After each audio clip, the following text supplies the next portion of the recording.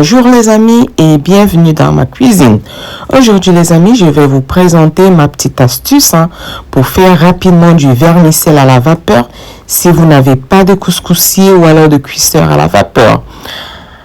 Alors les amis, je vous souhaite la bienvenue. Installez-vous confortablement dans ma cuisine.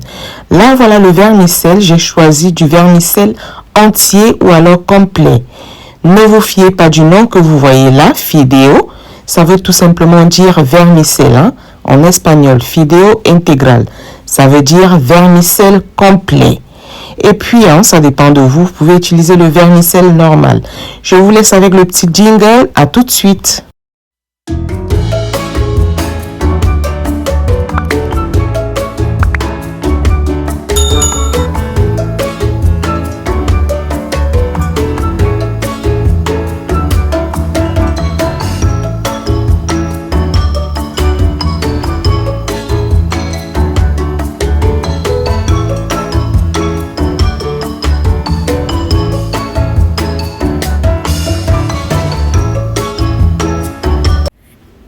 Bonjour les amis et une fois de plus, bienvenue dans ma cuisine. Pour ceux qui viennent de se retrouver sur ma page, je leur souhaite la bienvenue.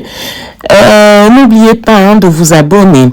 Alors voilà les amis, parfois on a envie de faire certains repas, mais dû à un manque d'ustensiles, dans ce soir, on pense qu'on ne pourra jamais le faire soi-même. Bah oui, il faut être un peu créatif. Bon voilà, j'ai créé mes petites astuces, mes petites idées, comment faire du vermicelle à la vapeur, sans toutefois avoir le cuisseur à la vapeur ou alors le couscoussier. Ben voilà, j'ai tout simplement formé 3 petites boules à l'aide d'un papier alu que j'ai posé au fond d'une casserole et je pose tout simplement mon vermicelle dans un tamis et voilà. Au départ, je vais laisser attendre que l'eau boue et une fois que l'eau commence à bouillir, je vais essayer de mouiller mon vermicelle pour activer la cuisson. Et cela, avant de faire cela, à l'aide de mon doigt, j'ai fait un puits au milieu du vermicelle. Voilà, vous voyez que ça a gonflé. Le petit bémol que j'ai eu, c'est que le tamis est plus petit que la quantité de vermicelle.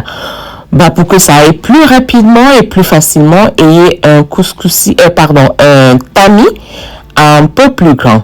Mais bon, je voulais juste partager rapidement cette petite astuce avec vous. Et voilà. Donc, j'ouvre de temps en temps, j'essaye de remuer pour que ça cuise bien. Et puis,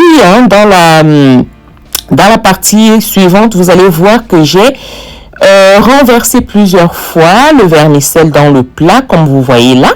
Et puis, j'ai rajouté un peu de sel et un filet d'huile. J'ai essayé de les séparer. Comme vous allez voir, j'ai essayé de les séparer pour que ça ne colle pas. Vous voyez là, et j'ai reproduit cette étape 2 à 3 fois. Et ensuite, j'ai remis dans le tamis et j'ai remis dans la casserole pour continuer la cuisson. Voilà, ça c'était la dernière cuisson, là, le dernier exercice. J'ai continué à faire cela jusqu'à me rendre compte que notre vermicelle est prêt. Voilà le résultat final. Le vermicelle est prêt, il est cuit et il est prêt à être utilisé pour la suite, pour nos repas. En bas de cette vidéo, je vais vous laisser une recette du vermicelle. Donc, vous trouverez en dessous de cette vidéo, dans la description, la recette du vermicelle aux crevettes. N'oubliez pas, les amis, de liker, de commenter, de partager. Partagez dans tous vos réseaux sociaux et ceci va m'encourager à publier de jolies vidéos.